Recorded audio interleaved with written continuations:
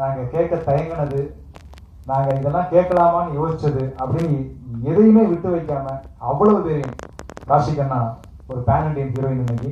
So அவங்கள இந்த படத்துக்கு ஹீரோயினாக கொண்டு வரலாம் அப்படிங்கிற முடிவு எடுத்தாரு.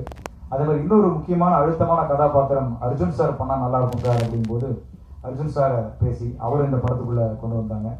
அதே மாதிரி சில ஃபாரின் ஆர்டிஸ்ட் நடிச்சா அந்த கலர் அப்படியே மெயின்டைன் ஆகும், அப்படியே பிரதிபலிக்கும் அப்படிங்கும்போது அந்த ஃபாரின்லேருந்து அந்த ஆர்டிஸ்டுகளெல்லாம் ஒரு மட்டில்டான்ற ஒரு ஹீரோயின் வந்தாங்க.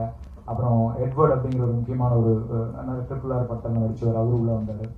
அப்புறம் யோகி பாபு சார் ஒரு comedy portion, Yogi Babu sir, VTV, Kingsley, Radharavi sir அப்படின்னு சொல்லி ஒரு பெரிய நட்சத்திரங்கள் அணிவகுப்பே இந்த படத்தில் எங்களுக்காக அவர் நடத்தி கொடுத்தாரு. அதே மாதிரி இந்த படத்தை ஒவ்வொரு நாளும் எடுத்துகிட்டு போகும்போதும் அதுக்கு லைவ்லையும் சரி பீரியட்லையும் சரி நிறைய செட் ஒர்க் தேவைப்பட்டுச்சு.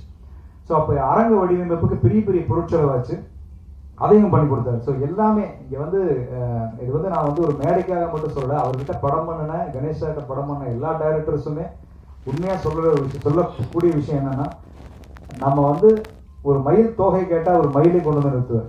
அதுதான் அவருடைய ஒரு பெரிய பண்பு. அவர் அந்த சினிமா மேல வச்சிருக்கிற அந்த பேஷன், அந்த நேசம், அந்த காதல், இதெல்லாம் பார்த்து அவரை நான் ரொம்ப வியந்திருக்கேன். இதை பாராட்டி எனக்கு அடுத்த படம் கொடுப்பாரு அப்படிங்கிறதுக்காக நான் பாராட்டி பேசுறதே இல்லை.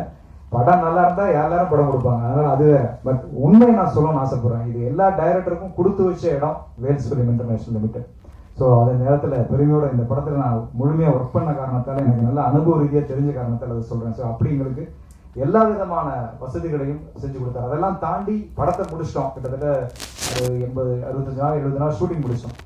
முடிச்சதுக்கு அப்புறம் போஸ்ட் ப்ரொடக்ஷன்